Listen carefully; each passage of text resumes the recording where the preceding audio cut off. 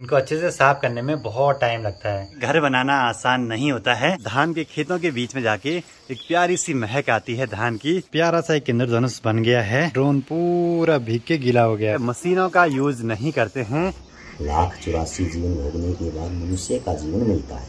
अगर इसमें भी अच्छा कर्म भजन नहीं किया तो एक पशु के समान जीवन है।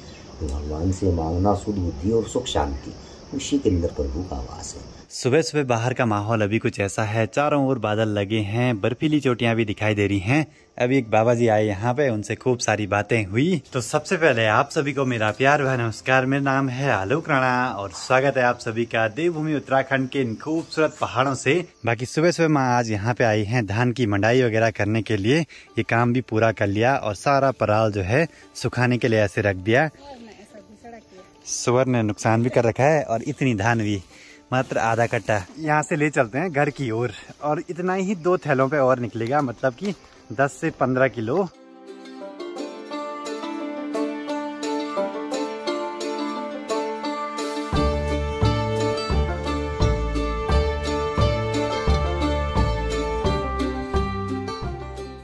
अभी टाइम 10:30 हो रहा है। एक बार चलते हैं माँ को परवाड़ी वाले घर तक छोड़ने के लिए। आवाज यहाँ पे ज़्यादा काम तो नहीं है, बस मेन काम तो कंप्लीट हो ही चुके हैं। बस अब यहाँ पे खूब सारा साफ सफाई का काम रह गया है। वैसे घर पे छोटे मोटे बहुत काम बाकी हैं। यहाँ पे इस पिट का ये पहाड़ भी अब खुला देना है, क्योंकि इसको भी 20-25 दिन हो चुके हैं। कभी तो लगता है कि प्यारी सी धूप खिलने से अब मौसम सही हो जाएगा, लेकिन कभी मौसम को देख के लगता है कि अभी तो बरसात बाकी है कुछ दिनों की। और सितम्बर 15 तारीख के आसपास तक तो यहाँ पूरी बरसात रहती है, खूब सारी बारिश होती रहती है पहाड़ों में। और अब की जो ये बारिश है ना, ये काफी ठंडक का एहसास दिला रही है, मतलब की सर्दियाँ धीरे धीरे आती जा रही है पहाड़ों में। और यहाँ से दिखाई देता है सामने फापन जोरसाल गांव, और वहाँ देखिए लोगों ने धान की कटाई करके मंडाई भी शुरू कर दी है और सार पूरी खाली होने वाली है।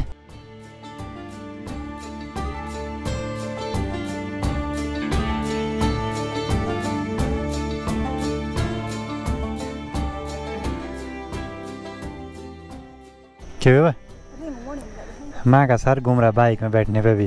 बाकी अब मुझे वापसी जाना है नए वाले घर पे। वहाँ बहुत सारा साफ सफाई का काम रह गया है। हम ऐसी जगहों पे चलने के लिए भी डरते हैं और काम वाले भाई ऐसी जगहों पे लगे हुए हैं काम करने पे, उनको तो यहाँ दिन भर रहना पड़ता है। पुराने वाले घर के आसपास का माहौल जितना ही खूबसूरत दिखाई दे रहा है, उतना ही बड़ा खतरनाक सा भी है।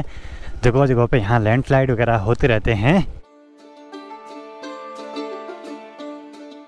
अब कुछ दिनों से इतनी दौड़ भाग हो गई है कि क्या ही बोलें, मतलब कि घर बनाना आसान नहीं होता है। साथ ही यहाँ आजकल एक और दिक्कत बढ़ गई है, इंटरनेट बिल्कुल भी नहीं चल रहा है। वीडियो अपलोडिंग में पूरा दिन भर लगे जा रहा है। बाकी आज तो यहाँ पे बहुत सारे साफ सफाई के काम हैं, पर सबसे पहले ये जो प्लैंक्स लगे हैं इन पे थोड़ा बहुत ग्राउंड छूटा हुआ है, उसकी साफ सफाई कर लेते हैं। जैसे हल्के हल्के दाग धब्बे रह गए हैं, अभी तो निकल जाएंगे तुरंत से। सफाई के इस काम में बड़ी मेहनत सी लग रही है, क्योंकि अच्छे तरीके से साफ करना बड़ा जरूरी है इन टाइलों को। बाकी और काम तो होते रहेंगे साफ सफाई के। सबसे पहले हमको इस वाली जगह पे वॉश बेसिन लगाना है, क्योंकि इसके बिना काम नहीं चल रहा है।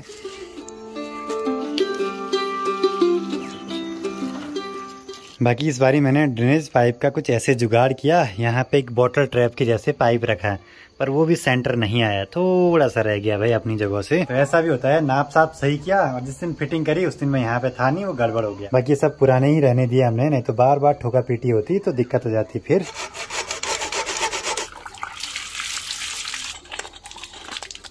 चलो जी, आधे घंटे में सारी फिटिंग भी कर दी है अच्छे तरीके से। मैं तो लगा हूँ टाइलों को चमकाने पे और पापा जी लगे हैं खोले में डस्ट को इकट्ठा करने पे। बस थोड़ा सा ही बची है, बाद में कहीं और जगहों पे काम आ जाएगी। टाइलें धीरे धीरे चमक तो रही हैं, बस सूखे कपड़े और गीले कपड़े का अलग अलग टाइप से यूज करना पड़ रहा है। और जो धार है ना कॉर्नर कॉर्नर, तो यहाँ बड़ी ढंग से सफाई करनी पड़ रही है। आज तो काम पे लगे हैं तो टाइम का पता ही नहीं चल रहा है। शाम के 3 भी बज चुके हैं, अभी तक लंच नहीं करा और एक एक टाइल को साफ करने में ना बहुत टाइम लग रहा है। अच्छे तरीके से साफ करने में 3-4 दिन तो लगेंगे भाई। खुरदरी टाइलों में यही सब दिक्कतें रहती हैं, इनको अच्छे से साफ करने में बहुत टाइम लगता है। ये देखो, ये भी पूरा फट गया भाई। एक तरफ यहाँ धूप लगी हुई है और बारिश भी शुरू हो चुकी है। शायद अभी इंद्रधनुष दिखाई दे सकता है हमें प्यारा सा।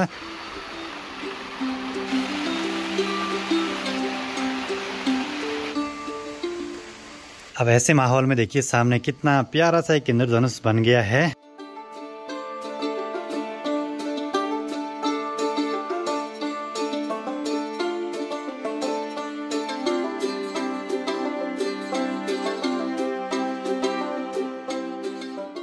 इंद्रधनुष को देखने के लिए ऐसे बारिश में ही ड्रोन को उड़ाया और ड्रोन पूरा भीग के गीला हो गया भाई। पर यह कि जो सीन ये कैप्चर करता है ना, वैसे फोन से रिकॉर्ड नहीं हो पाते हैं।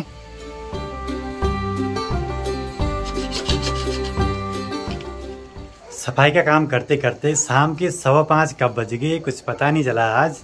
बाकी अभी पापा जी को जाना है माँ को लेने के लिए परवाड़ी वाले घर की ओर। अभी तो यहाँ पे आधा काम कंप्लीट हुआ है, बस अब ये टाइलें चमकने लगी हैं। ऊपर ऊपर रह गया है अभी, जहाँ के लिए मुझे ये ड्रम रखना पड़ेगा यहाँ बरामदे में। और अभी देखिए आसपास का माहौल इतना गजब का हो रखा है कि क्या ही बोले। बादलों का कलर बिल्कुल गजब का हो जाता है शाम के टाइम पे। बस अब नज़ारे एंजॉय कीजिए, मैं तब तक ये काम पे लगे रहता हूँ।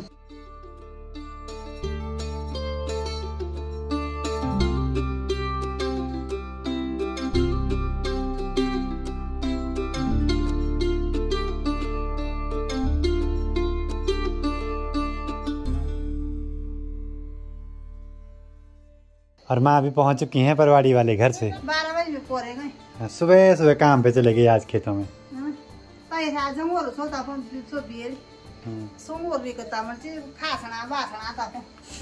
रात हो चुकी है और चारों ओर लाइटें जल चुकी हैं पहाड़ों पे, और पास में ही बहुत सारे बंदर हैं भाई, लड़ते रहते हैं रात के टाइम पे। चलो जी, रात के 8 बज चुके हैं, अब जाके सारे प्लैंक्स की सफाई हो चुकी है। गुड मॉर्निंग दोस्तों, ये है अगला दिन और अभी सुबह के 7:15 हो रहे हैं। बाहर का माहौल कुछ ऐसा है। बाकी आज सीधे माँ सुबह सुबह निकल पड़ी हैं खेतों में, घर के पास में ही। यहाँ पे एक कनकू है, इसकी आज मंडाई कर देंगे अच्छे तरीके से। धान को काट के ज्यादा दिनों तक भी नहीं रख सकते हैं, उस पे अंगरा भी आते हैं, मतलब छोटे छोटे कोपले भी आ जाती हैं धान के बीज पे। अब मैं आपको पहाड़ों में धान की लवाई और मंडाई का पूरा प्रोसीजर बता देता हूँ। अभी जैसे आसपास के इन खेतों में खूब सारी धान हो रखी है, इसकी कटाई करके कुछ ऐसे ढेर लगा देते हैं जिसको हमारे यहाँ कनकू बोलते हैं। मतलब एक गट्टी के ऊपर दूसरी गट्टी और ऊपर से ढका के रखते हैं। वैसे इस धान से ही ढका के रखते हैं, पर यहाँ पे पक्षियों और सुअर के डर से हमने कट्टे से ढका के रखा है और बेजोड़ रात तक इसको ऐसे ही रखने देते हैं। फिर एक एक गठरी को निकाल के ऐसे यहाँ तिरपाल के ऊपर से रख देते हैं। अब इनकी मंडाई करनी है, वो भी पैरों से। तो पहाड़ों में खेतीबाड़ी कुछ ऐसे होती है, मशीनों का यूज नहीं करते हैं। अब ही ट्रैक्टर आए हैं पहाड़ों में हल लगाने के लिए। बाकी ये वाला खेत घर के पास में ही है तो कोई दिक्कत नहीं है, पर एक दिक्कत हुई थी यहाँ पे, सुअर ने यहीं पे नुकसान किया भाई, वो भी घर के इतने पास। जैसे रात भर अगर निगरानी करो खेतों की, उनको भी पता रहता है कि लोग हैं, जैसे लोग फटक से अंदर गए तुरंत से नुकसान कर देते हैं। अब आजकल गांव के चारों ओर धान बस पकने ही वाली है, काफी लोगों ने कटाई भी कर दी है, सभी लगे हैं खेतीबाड़ी के कामों में। और ना धान के खेतों के बीच में जाके एक प्यारी सी महक आती है धान की, उसमें मेहनत छुपी है पहाड़ की महिलाओं की, यहाँ के लोगों की, पूरे पिछले 5-6 महीने की। बाकी धान की मंडाई करने के बाद अच्छे से यहाँ पे बीज अलग हो चुके हैं और जो पराल बच चुकी है। अब इस पराल को सुखाने के लिए रख देंगे, जो कि बाद में सूखी घास के रूप में काम आएगी।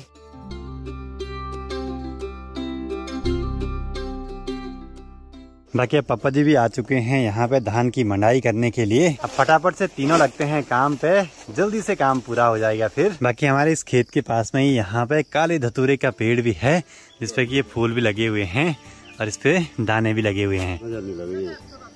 अच्छा, पापा जी बोले इसको लगाने से वह नजर नहीं लगती है बस। बाकी अब यहाँ घर पे कल तो मैंने नीचे सारे प्लैंक्स की सफाई कर दी थी, आज ऊपर सफाई रह गई है प्लैंक्स की, थोड़ी बहुत है, ज्यादा नहीं है। चलिए जी, सुबह के टाइम का तो सारा काम कंप्लीट हो चुका है।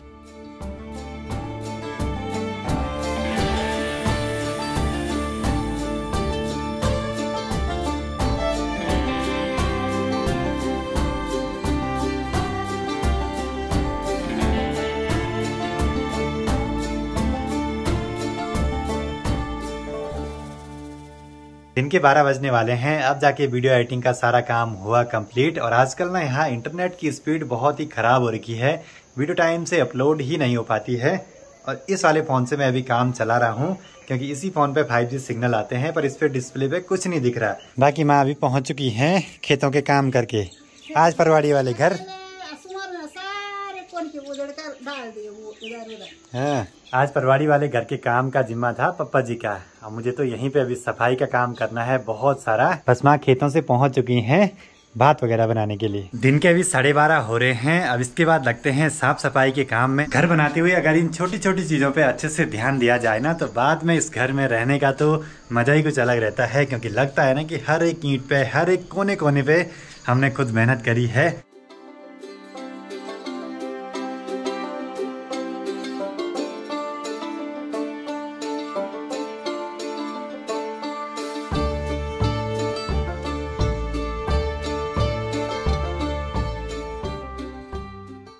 शाम हो चुकी है, गर्मा गर्म चाय के साथ, और बाकी माँ पापा की तैयारी भी हो चुकी है फिर से परवाड़ी वाले घर पे जाने की। वहाँ के काम बड़े जरूरी हैं। बस ऐसी नींद आई कि सीधे चाय का नाम लेके ही अब उठना हुआ है।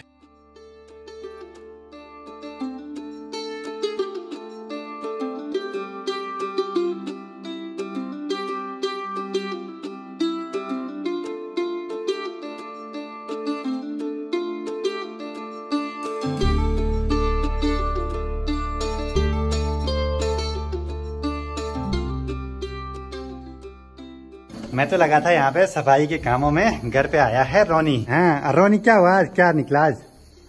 किस में? रेस और कबड्डी में फर्स्ट। कितने मीटर की रेस? 400 मीटर। अरे वाह। अब कहाँ जाना है? गौचा जाना है सीधे। अच्छा, आज कहाँ थी रैली? गौतकाशी में। अच्छा फर्स्ट आ गया। हाँ, अब रोनी तो फौजी होगा जा। रोनी के पापा भी फौजी, रोनी भी फौजी। बाकी कल सुबह सुबह मुझे निकलना है देहरादून अपना फोन ठीक कराने के लिए। तो अब इस वीडियो को भी यहीं पे क्लोज करते हैं। वीडियो पसंद आए तो इसको लाइक कीजिए, कमेंट कीजिए और अपने दोस्तों के साथ शेयर कीजिए। मैं आलोक राणा मिलता हूँ आपसे अगली नई वीडियो में। तब तक के लिए जय हिंद, जय भारत, जय देवभूमि उत्तराखंड।